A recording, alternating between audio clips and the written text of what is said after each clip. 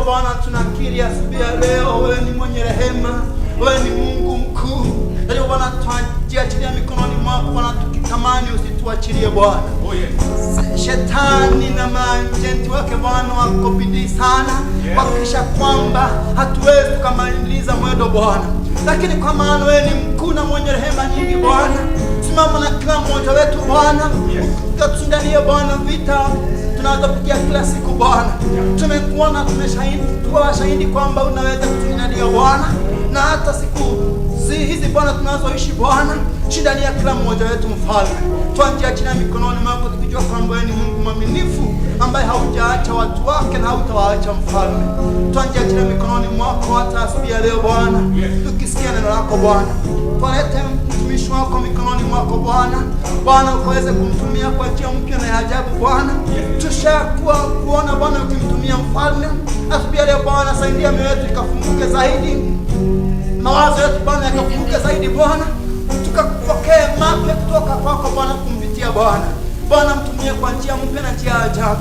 Ufunuo wako Bwana ukazidi Bwana kumwagika ndani yake kwa nguvu na uweza Bwana, uwezo wa Roho Mtakatifu ukamjalie Bwana, nguvu za neno lako Bwana likamjae Bwana, ili Bwana wakanene kulingana na mapenzi yako. Watumie pamoja na mkalimani wake vyema Bwana, wakae Bwana kufanikiwa Bwana na kuleta neno lako Bwana kwa ufasihi. Tunakushukuru na tunakubariki Bwana, kwa maana hakuna Mungu mwingine aliye kama wewe. Pokea sifa zote Bwana asubuhi ya leo, kwa kweli ndiye mwezi na mwaminifu. Tuomba hayo katika jina la Kristo uliye Bwana Mwokozi, tuomba na tuamini. Amen. Make sure that you move as if ahead. Make sure that you move forward to the seat that is before you. Hakikisha kwamba umetembea kiti kimoja kilicho mbele yako. Yaani usibaki huko nyuma na kuna viti ambavyo viko wazi. We welcome everyone of you once again in the mighty name of the Lord Jesus Christ. Tunawakaribisha kila mmoja wetu katika jina la Yesu Kristo. How wonderful it is for the Lord to have brought us this far. Na ni jinsi gani ambayo ni ajabu kwamba Bwana ametuleta ubari huu. Because he has been so faithful, so good, so loving and so kind. Kwa sababu yeye amekuwa mwema, mwaminifu sana na mkarimu kweli. So we welcome every one of you. Na kwa hivyo tunawakaribisha kila mmoja wetu. And we look forward for the special blessing that the Lord has for us this wonderful day. Na tunatazamia baraka ya ajabu ambayo Bwana amekuwa ama ametuwekea siku ya leo. Yeah, we are looking forward for such a wonderful blessing that the Lord is going to put upon each and every one of us. Na nina hakika kwamba tunatazamia kila baraka ambayo Bwana atatuwekea sisi. Because it's good that he has been so faithful. Kwa sababu yeye ni mwaminifu sana na amekuwa mwaminifu kweli. Turn with me in the book of Proverbs chapter number 23. Enda nami katika kitabu cha Mithali 23. And we are reading verses number 7. Tutasoma mstari wa 7. So go with me in the book of Proverbs, I repeat. Naomba kwamba tukaweze kuenda pamoja katika kitabu cha Mithali 23. And verses number 7. Tuingie mstari wa 7. What do I want to share with you this wonderful morning? Asubuhi ya leo ni nini ambacho nataka kushiriki nawe asubuhi njema? I just want to share with you Nataka tu nishiriki na wewe that we should not limit God. kwamba tusiwe ya kwamba tutamwekea Bwana kikwazo. That limiting God. Kumwekea Bwana kizuizi. Yeah, we should not limit him. Tusiwe tutamwekea Bwana kizuizi. This is what I want to share with you. Hivyo ndivyo nataka nishiriki nawe. So back in Proverbs chapter number 23. Nikirejea tu pale kitabu cha Mithali 23. Verses number 7. Mstari wa 7. For he is the kind of man who is always thinking about the cost. Eat and drink, he says to you, but his heart is not with you. Maana aonavyo nafsini mwake ndivyo alivyo. Akuambia haya, kula kunywa, lakini moyo wake haui pamoja. Because you have a purpose for each and every one of us. Kwa sababu wewe uko na kusudi kwa kila mmoja wetu. And do mighty things in our lives wherever we live. Na ili Bwana ukaweze kutenda mambo makubwa katika maisha yetu, ewe Mungu. And as we come to the end of the service, Tutakapokuwa tukimalizia ibada ya siku ya leo, Mungu wetu, let you manifest yourself in our midst. wacha wewe ukaweze kujidhihirisha katikati yetu. And we shall give you honor, we shall give you. Nasi tutakupa sifa na ibada. For you are the Lord, there is none like you. Maana wewe ni Mungu na hakuna mwingine aliye kama wewe. And we are praying all this trusting in you and in the mighty name of our Lord. Tumeomba haya yote kuamini katika jina la Yesu Kristo. Amen. Amen. Let's shout a big amen. Amina ambayo iko na nguvu. I am repeating few words and I'm saying that we should be we should not be there to remedy God or remedy God. Ati narejelea na kukwambia kwamba tusiwe pale kwamba tuweze kumzuilia Mungu. Most of us remedy God in one way or possibly in another way. Ati watu wengi sana huwa tunamwekea Mungu kikwazo kwa njia moja ama nyingine. Yes, many of us remedy God in one way or in another way. Ati wengi wetu wakati mwingine ujipata kwamba tumemzuia Mungu kwa njia moja ama nyingine. And truly there are many ways or many things that can hinder or remedy God of what God wants to do in our lives. Na nina hakika ya kwamba kuna mambo mengi ambayo anaweza kuzuilia Mungu akaweze kufanya yale ambayo amekusudia kufanya katika maisha yetu. And among the many things that can possibly be able to remedy God, Na mambo kadha ambayo anaweza kumzuilia Mungu is by the way that we believe. ni kwa jinsi na njia ambayo tunayoamini. Many of us think that God has the absolute power of doing, or He has absolute power to do things or to control everything in our lives. Ati wengi wetu huwa tunafikiria kwamba Mungu ako na nguvu ambayo ni express ya kwamba ya kufanya kazi katika maisha yetu. And everything that happens is His will.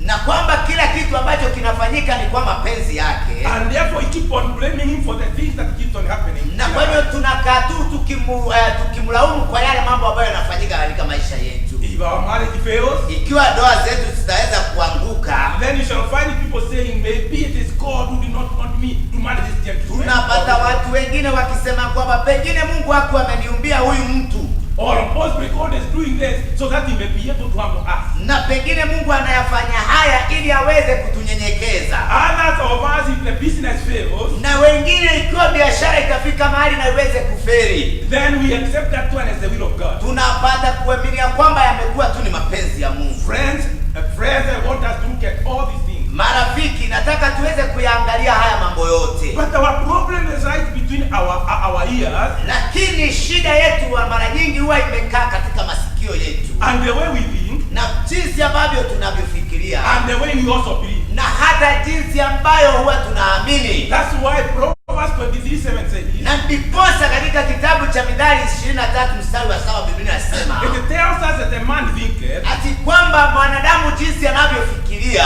in his heart, katika moyo wake, so is he. hivyo ndivyo yeye alivyo. So listen to this verse. Hebu nisikilize na usikize haya kweli kwanza. Proverbs 23:7 says, Mstari wa 23 kifungu cha 7 katika kitabu cha Mithali Biblia inasema, as a man thinketh in his heart, kama vile ambavyo mwanadamu anavyofikiria katika nia yake, so that he is. hivyo ndivyo yeye alivyo. So you think yourself as a failure, Ikiwa kwamba utajiwaza kana kwamba wewe ni mtu asiyeweza, then don't blame God for your failure. usije ukamlaumu Mungu kwamba wewe hujaweza, Because it's you, kwa sababu ni wewe. because the way the man thinks is how Ni kwa sababu mwanadamu jinsi awazavyo hivyo ndivyo alivyo. if we want to change, Ikiwa kwamba unataka mabadiliko, then our answer should be kwamba jibu letu linafaa kuwa that we should start taking time tusimatue ya kwamba tutaanza kuchukua muda, and that we shall not be there to limit God once na again. tusiwe pale kumzuilia Mungu kwa lolote. So if we want to start changing now, Na kwa hiyo ikiwa kwamba tunatamani kuona mabadiliko kwetu, then let the wrong thinking come out of us, our parents. wacha basi kufikiria kusiokuwa kwema kutoke ndani yetu, Because the way we think kwa sababu jinsi ambayo tunayowaza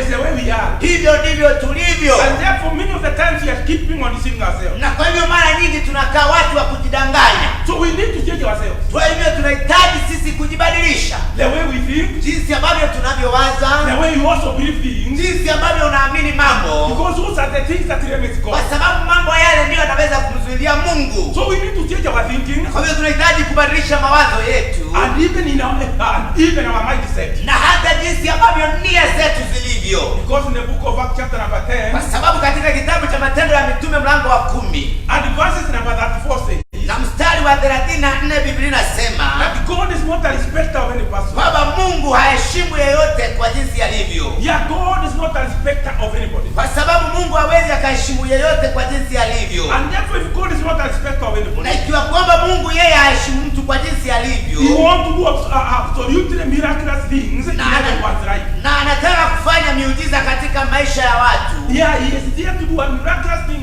in the lives of every one of us. ako pale kuweza kufanya mambo ya ajabu katika maisha ya kila mmoja wetu. That is what God is there to do. Hivyo ndivyo Mungu anavyotuambia tufanye. But what will happen? Na ni nini kitafanyika? We have all something that God wants to accomplish through us. Ni kweli kila mmoja wetu kuna jambo ambalo Mungu amekusudia kufanya kupitia sisi.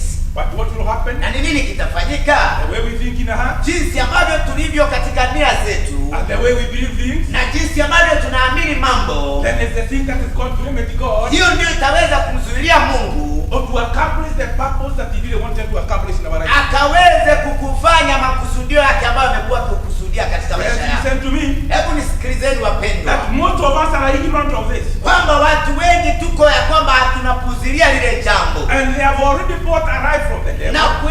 na wengine tumekwisha kulinunua ongo kutoka kwa shetani, That we are not special people to do mighty things. kwamba sisi sio watu ambao ni wa kiajabu kufanya mambo ambayo ni ya kiajabu. But all the truth of the matter is Lakini ukweli ulioko ni kwamba all of us are created in an unique way. kwamba sisi wote tumeumbwa na jinsi ambayo imetofautiana, And we can do something that nobody else can do. na tunaweza kufanya mambo ambayo wengine hawawezi wakafanya.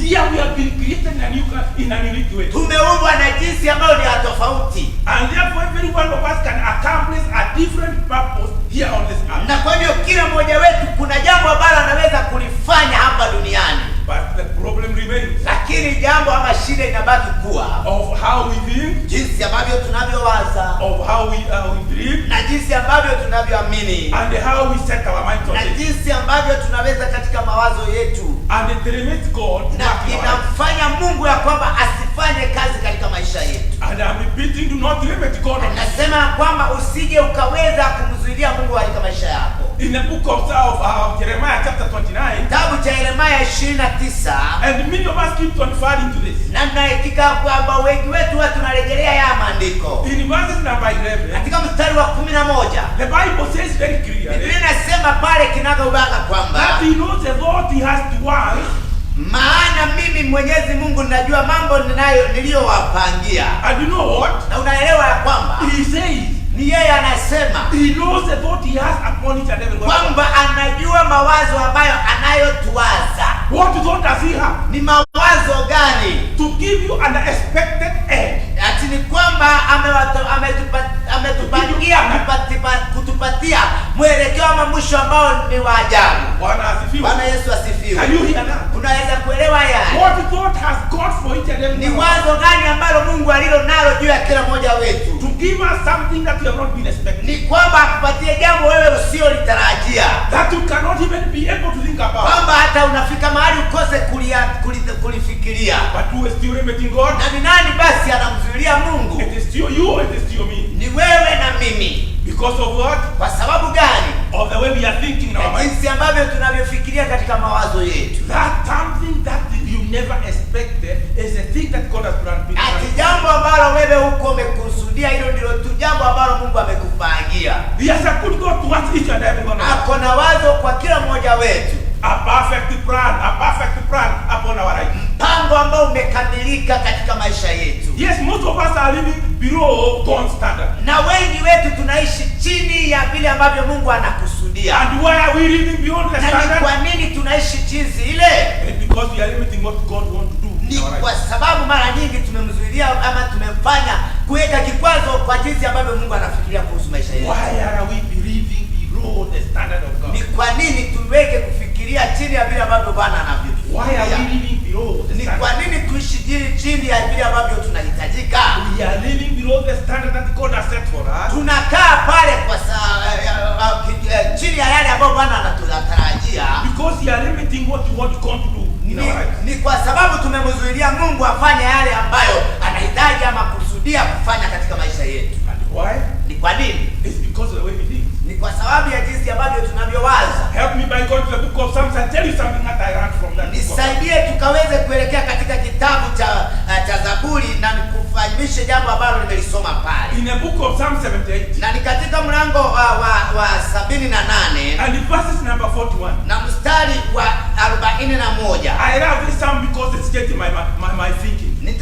Nashukuru ama naipenda hii Zaburi kwa sababu ilibadilisha mawazo yangu. And especially verses number 41. Na zaidi pale mstari wa 41. And you know what? Na unaelewa nini? It was written so that the younger generation, Atiliandikwa ndio kizazi ambacho ni kile kichanga. they could be able to see the older generation, what they did, so that they were there to limit God. Waweze kuona yale ambayo yaliyofanywa na wale ambao waliokuwa wamezeeka wakamzuilia Mungu. Those who were before us, how they limited God. Wale waliokuwemo pale mbele yetu ili walivyomzuilia Mungu. I want you to be there with me. Nataka uwe pamoja nami pale. And I'm saying I love this psalm. Na nasema kwamba naipenda hii Zaburi. And especially verse number 41. Na zaidi sana pale mstari wa 41. Because it transformed my thinking. Kwa sababu ilibadilisha mawazo yangu. And I'm repeating this verse was written to the younger generations like you and me. Na ninarejelea kwamba hili andiko liliandikwa kwa nyinyi na mimi. And it was written from the old generation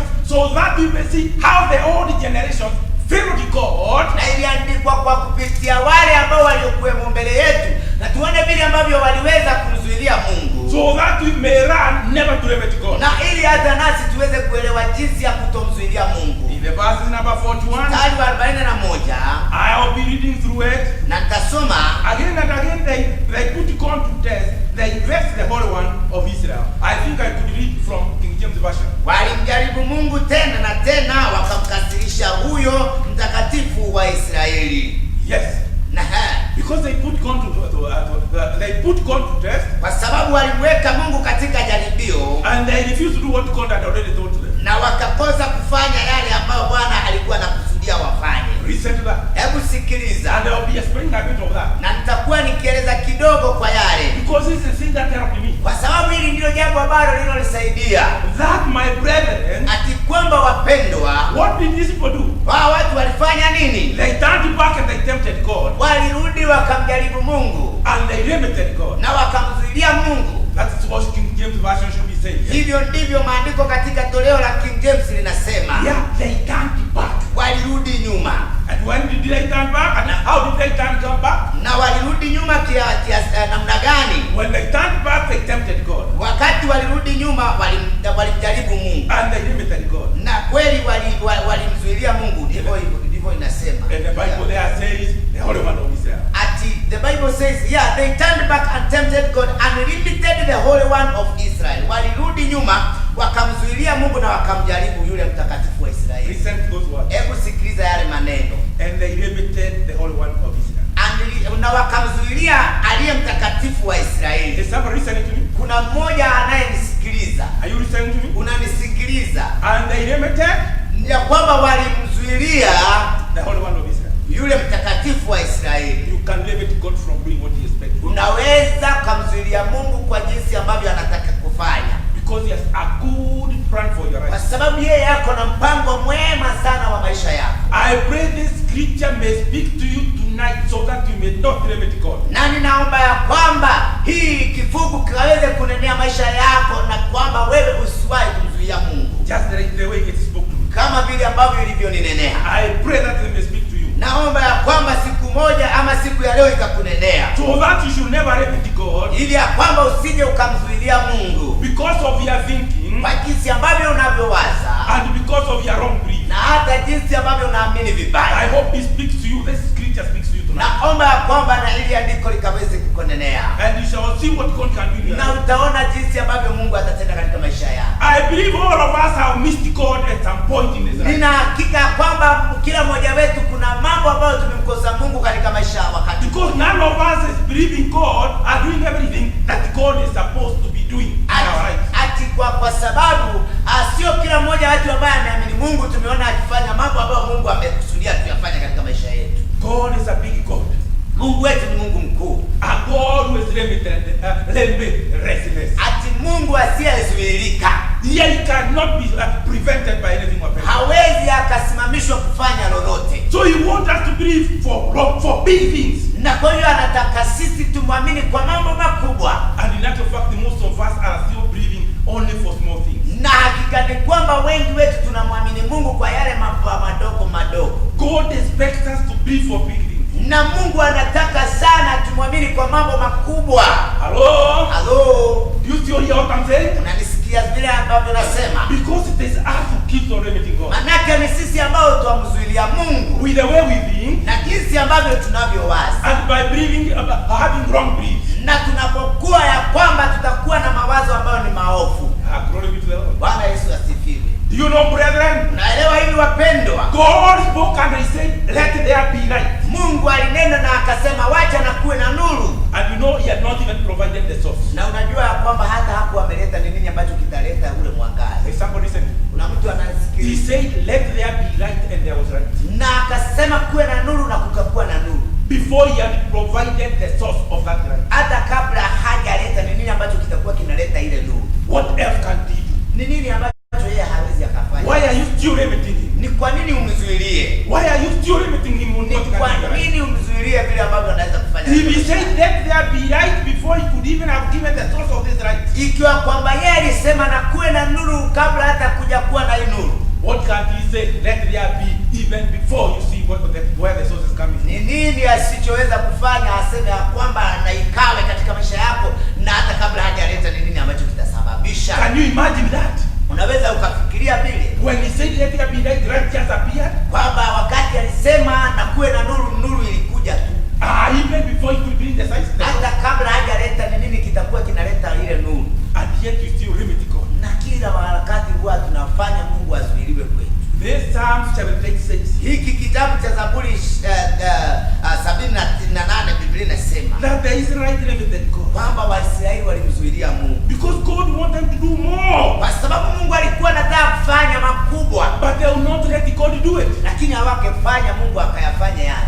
But they could not let God do it. Hawangekubalia Mungu afanye. You yale. know? Kwa nini? God wanted to take the people of Israel from Egypt and put them in the promised land within a year's time. Ati unajua Mungu alikuwa amekusudia kuondoa wana wa Israeli kutoka Misri na aweke katika mji wa Kanaani kwa mwaka mmoja peke yake. Because when he told them, move to the promised land. Wakati aliwaambia nendeni katika shamba ama katika nchi ambayo ni ya ahadi. And when they came to the wilderness, Walipofika jangwani, they chose the 12 spies. walichagua wale 12 And they sent them to go and spy over this land. wakatumwa waende wakapeleleze mji. And when they went and spied about this land, Na wakati walipoenda kupeleleza ule mji, what report did they bring? walileta ujumbe wa namna gani? They said the men who are there, Wakasema wale watu ambao walio katika ule mji they are giants. wao ni mazimu Now to us, we are just grasshoppers. na sisi ni nzige. When Moses is telling them, let us move forward and get to the land, Wakati Musa anawaambia wacheni sasa tuelekee tukajipatie mji ule ambao tumeahidiwa, they refused to go. wakakataa kwenda. They refused to go. Walikataa kwenda. And they said, no, those men are giants. Na wakasema pana, wale watu ni majitu. We are just Sisi ambao huwa tunamzuilia Mungu. It is us who keep on limiting God. Ni sisi huwa tunakaa sana tukimzuilia Mungu. These people said in their heart, these nations are greater. Na wao watu wakasema katika mioyo yao ya kwamba hao watu ni watu wakubwa.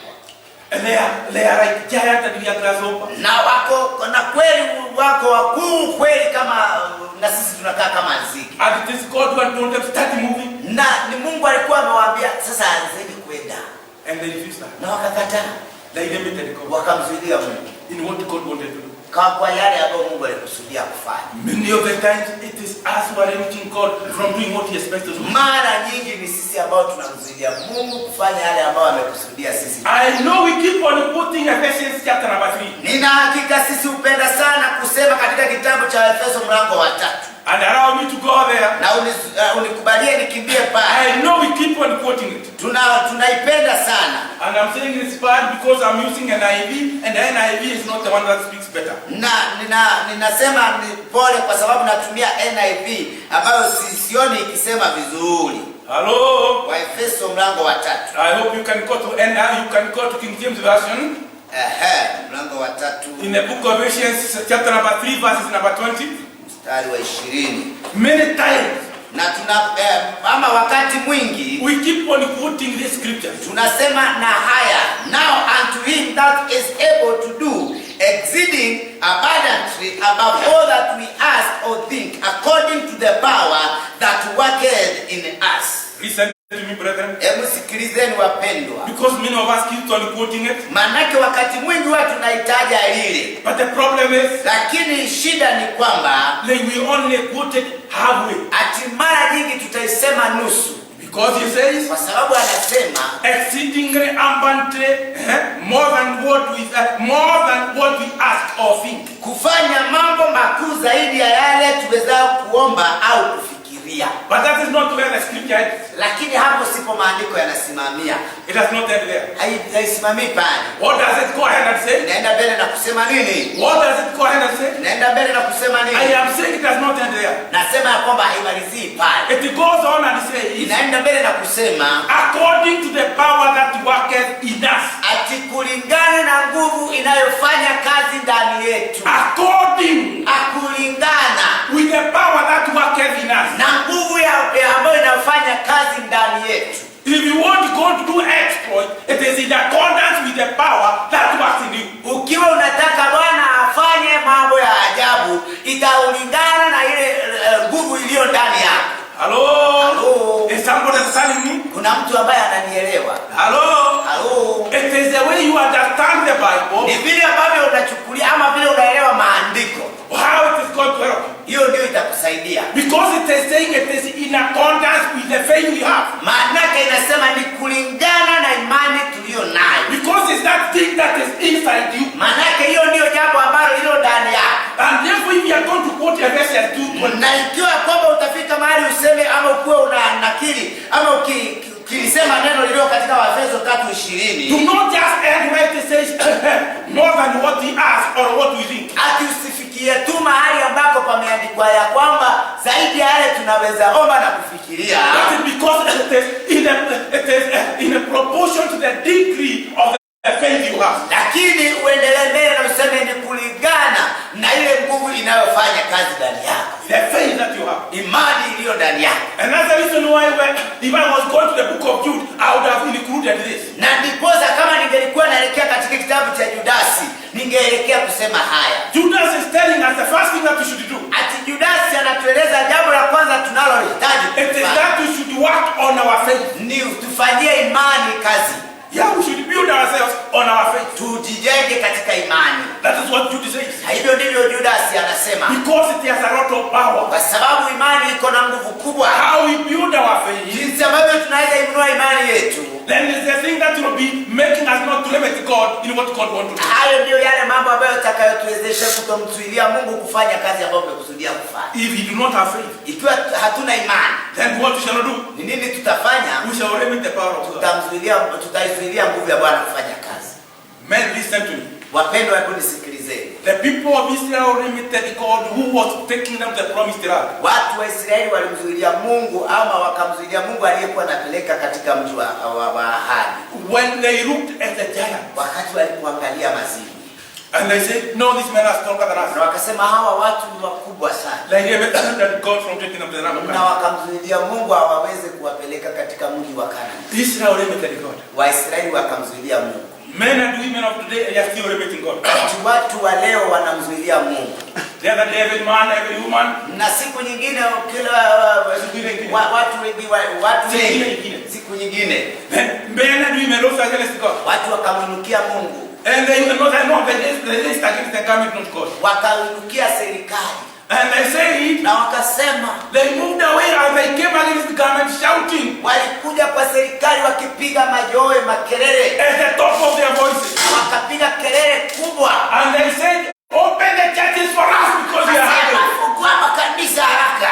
Because we are hungry. Tuko na njaa kubwa. We do not have money to pay for the house. Hatuna pesa ya kulipa nyumba. They thought if government were going to allow them, they were going to get money. Hatu wakafikiria serikali ikiwafungulia watapata pesa. They limited God. Wakamzuilia Mungu. If it is God who said that there be light and there was light without the source. Ati kama ni Mungu aliyesema kuwe na nuru na kukawa na nuru bila mahali ambako nuru itatoka. Friends, let me tell you. Wapendwa, wacheni niwaambie. Do not limit God by what men and women are thinking.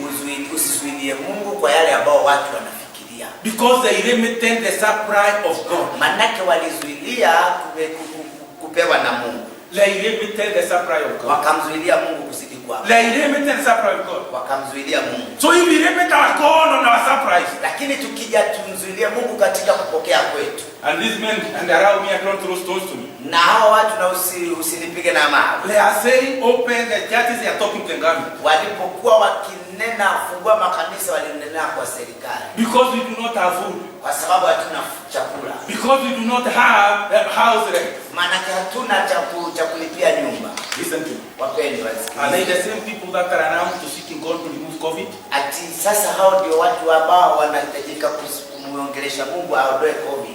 If they cannot see the resources that God can give you. Ikiwa kwamba hawataweza kuona yale babu Bwana ametupatia. Hello?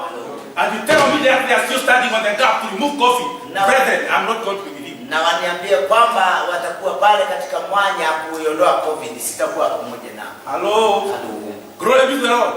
If they can limit God on one side, Ikiwa wataweza kumzuia Mungu kwa jambo moja, how can they trust him on the other? wataweza kuweza kuilingine kwa njia gani? How can they? Hawatawezaje? How can they? Watawezaje? If they cannot see God surprise, even when it is closed. Atikiwa kwamba hawatamuona Mungu akipeana hata wakati kumefungwa.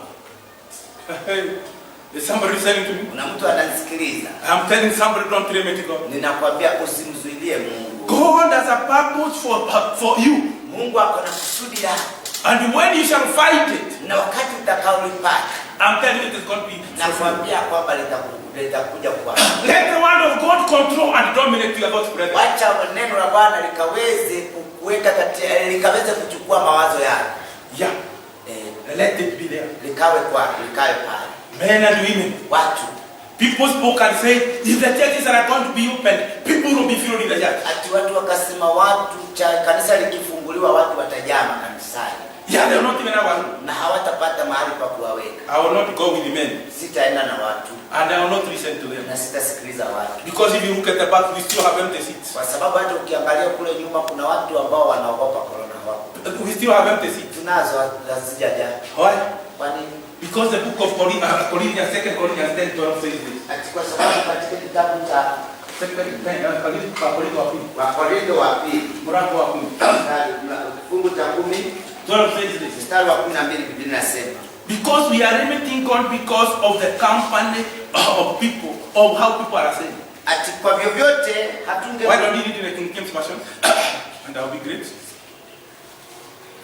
2 Corinthians 10:12.